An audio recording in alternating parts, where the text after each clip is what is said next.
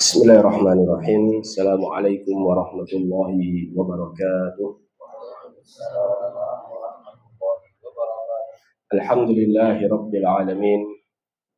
Wa usalli wa usallim ala nabiyyina wa habibina Muhammadin wa ala alihi wa sahbihi ajma'in. Amma ba'du.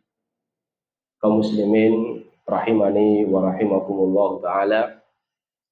Sekarang kita akan melanjutkan pembahasan kitab Al-Adabul Mufrad, dan sekarang memasuki bab ke-9, yaitu berbakti kepada kedua orang tua tidak dalam kemaksiatan.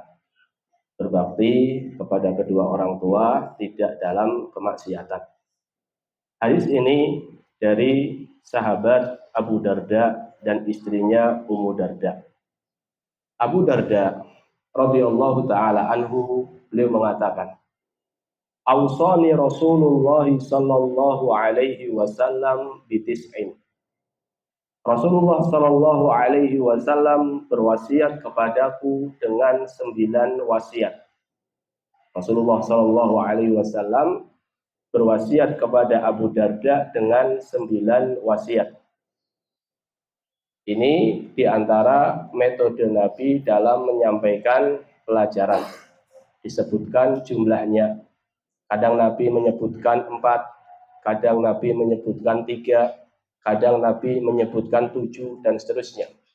Di sini ada 9 wasiat untuk Abu Darda, dan itu pun tentu wasiat untuk kita semua. Yang pertama, kata Nabi, la tusyrik billahi syai'a wa in qutti'at wa in qutti'ta aw hurriqta. Jangan pernah engkau berbuat syirik kepada Allah dengan sesuatu apapun, walaupun engkau dimutilasi atau engkau dibakar. Jadi mempertahankan tauhid itu sampai pun harus mengorbankan apa? Nyawa. Ini wajib atau tidak? Wajib? Wajib atau tidak? Ini afdol. Namun boleh seseorang untuk berpura-pura mengucapkan kalimat kufur. Jadi contohnya seseorang ini dipaksa untuk mengucapkan ucapan kufur. Namun kemudian dia mengucapkan ucapan kufur hanya untuk cari selamat. Boleh enggak? Boleh. Tapi hatinya tetap beriman. Boleh.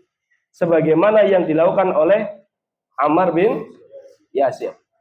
Ketika dia melihat bapak ibunya terbunuh, maka dia mungkin nggak kuat sehingga dia mengucapkan ucapan kufur. Dia mendatangi Nabi SAW dan Nabi mengatakan, bagaimana kondisi hatimu? Kata Ammar, masih nyaman dengan keimanan.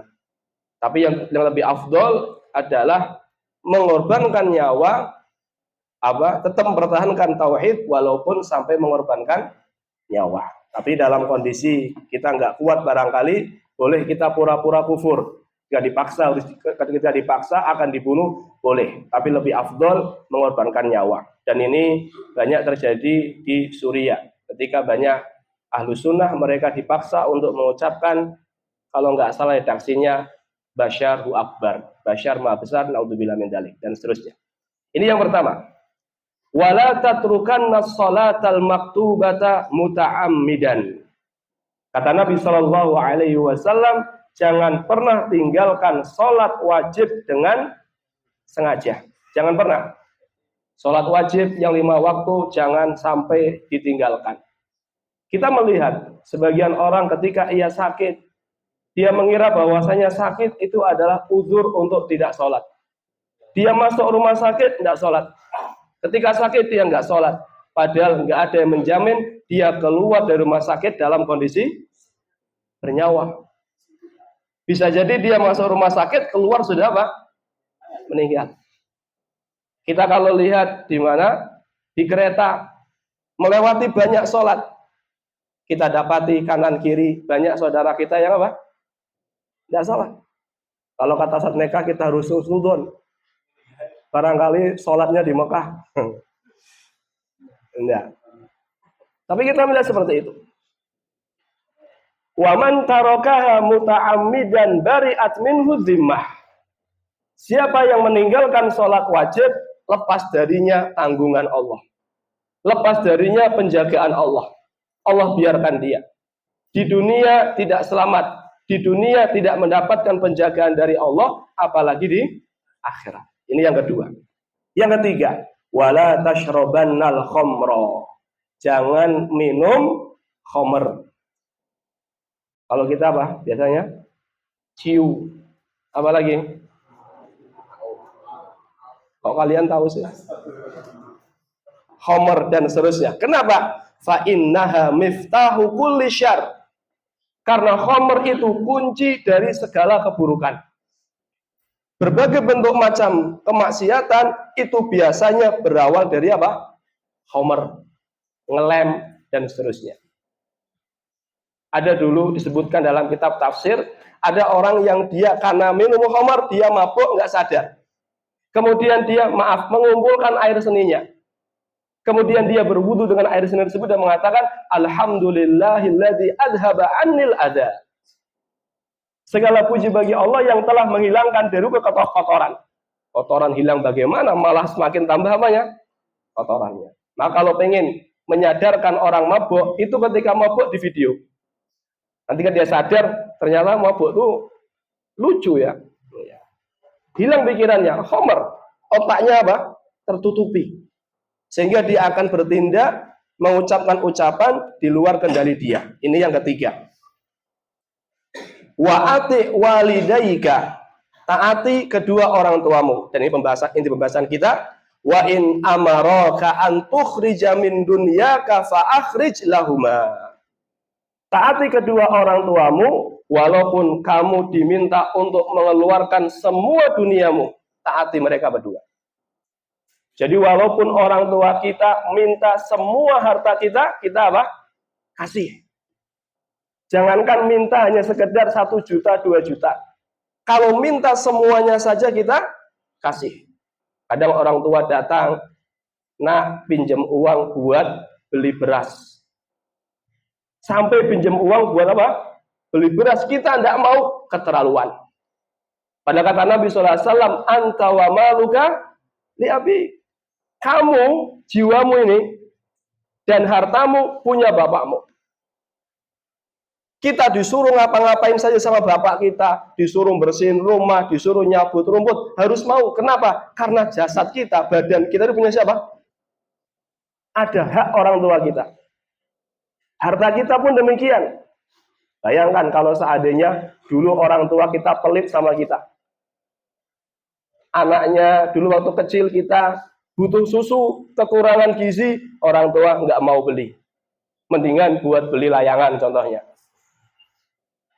Kata dulu waktu kecil kita butuh ganti pakaian sudah lama, tapi orang tua kita pelit. Bagaimana?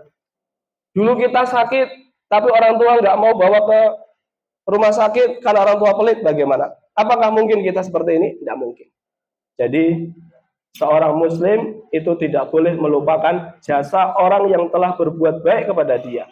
Dan tidak ada yang lebih berjasa kepada kita melebihi siapa?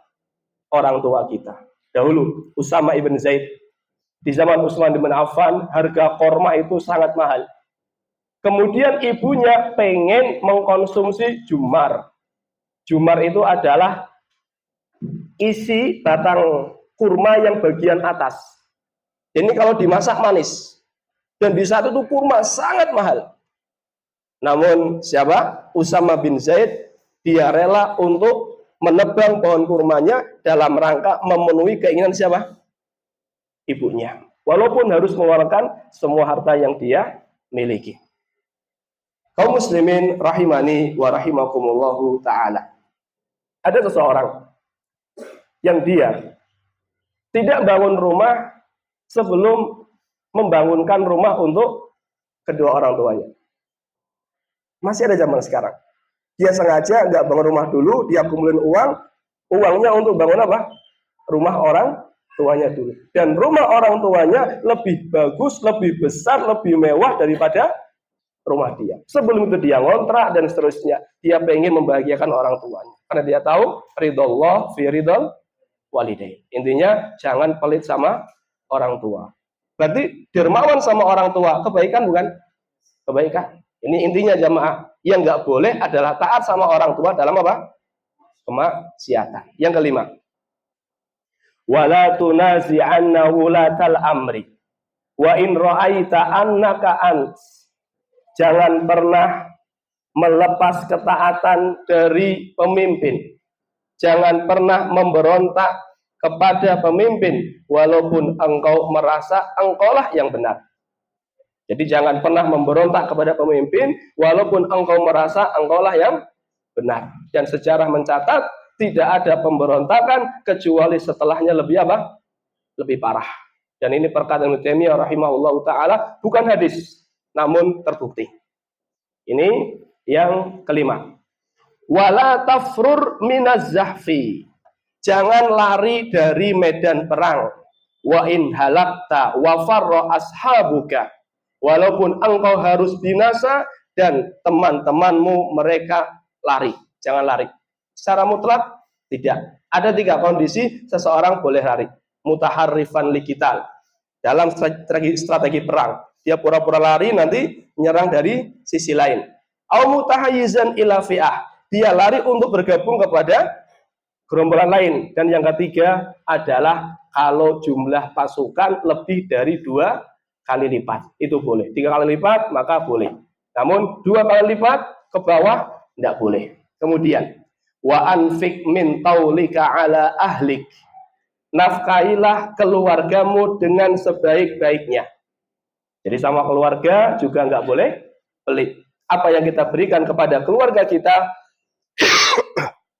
itu pahalanya lebih besar daripada apa yang kita berikan kepada selain keluarga kita. Wala tarfa asaka an ahli. Ini ada 2 makna, diantaranya jangan pernah lalai dalam mengawasi keluargamu. Jangan pernah lalai dalam mengawasi keluargamu. Kita ingatkan keluarga kita, anak kita, HP-nya kita cek, bukanya apa, teman-temannya di offline apa, teman-temannya di online siapa saja, di offline siapa saja, kita cek. Itu tanggung jawab orang tua. Wa akhifhum fillahi azza wa jal. Dan takut-takuti mereka dengan keagungan Allah azza wa jalla. Seorang istri mengingatkan suaminya, suami mengingatkan istrinya, orang tua mengingetin anaknya, anaknya mengingetin orang tuanya. Dahulu istri sahabat Nabi Shallallahu Alaihi Wasallam kalau nggak salah, dia bangunin suaminya untuk sholat malam dan dia mengatakan, bangun wahai suamiku, perjalanan akhirat masih panjang, bekal kita sangat sedikit, banyak orang soleh yang telah melampaui kita, bangun. Akhirnya suaminya bangun. Inilah keluarga yang sakinah, mawadah, warohmah. Keluarga yang apa? Romantis. Wallahu ta'ala alam bisawab. Ini bisa sampaikan seperti biasa. Kita tutup dengan doa kafaratul majlis. Subhanakallahumma bihamdika asyhadu an la ilaha illa anta astaghfiruka wa atubu ilaik. Assalamualaikum warahmatullahi wabarakatuh.